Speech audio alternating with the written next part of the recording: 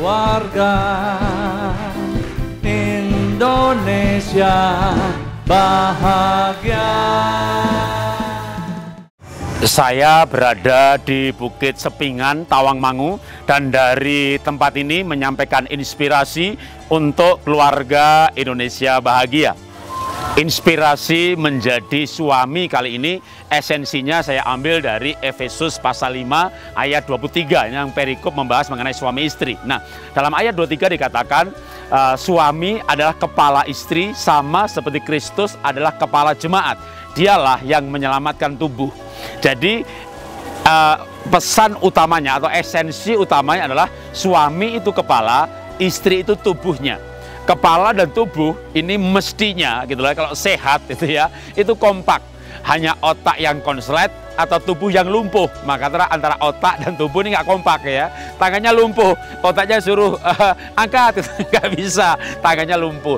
Atau otaknya yang konslet gitu, tangannya jalan sendiri. Karena itu supaya suami istri kompak, sehati, ini perlu yang paling utama adalah menjaga kesehatan otak. Bahkan sebenarnya tubuh itu lumpuh karena ada saraf di otak yang kena stroke, bahkan tubuhnya lumpuh.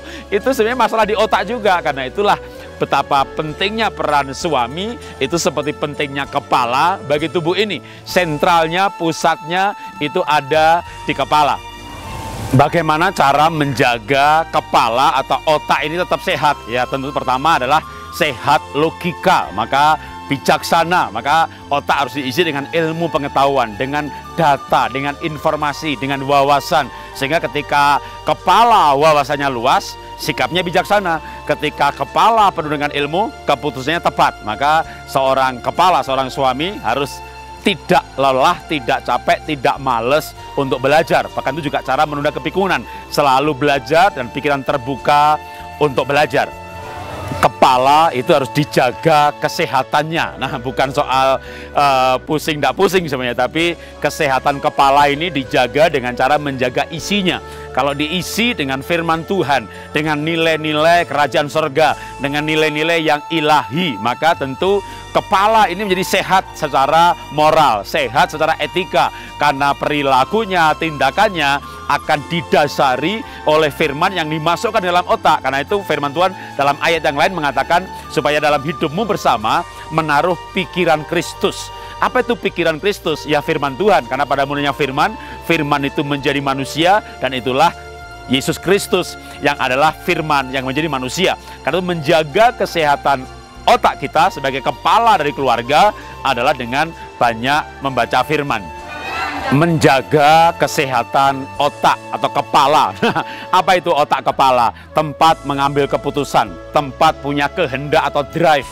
Karena itu seorang suami sebagai kepala supaya punya kehendak itu baik ya, maka perlu mengerti kehendak Bapa, yaitu dia ingin semua orang diselamatkan. Dengan kata lain, kehendak Bapa sama dengan hati Bapa adalah kasih. Ketika seorang memenuhi hatinya dengan kasih, kehendaknya adalah kehendak Bapa, dia tidak akan menjadi kepala keluarga yang ngotot, yang memaksakan kehendaknya. Dia bisa berdoa dengan berserah, ya Bapa, kehendakmu yang jadi. Orang yang penuh penyerahan karena keyakinan akan penyertaan Tuhan, karena yakin Tuhan pasti memberikan yang terbaik. Ketika segala sesuatu terjadi tidak seperti harapannya, dia bisa berserah. Nah, ini namanya kesehatan otak yang akan mampu mengendalikan tubuh, yaitu suami yang adalah kepala, istri tubuhnya, maka istri akan tunduk, taat, hormat kepada suami sang kepala, karena kepalanya sehat.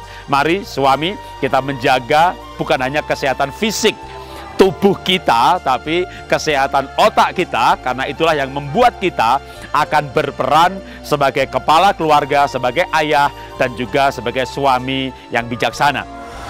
Inilah inspirasi yang saya sampaikan dari Bukit Sepingan, Tawangmangu untuk keluarga Indonesia bahagia.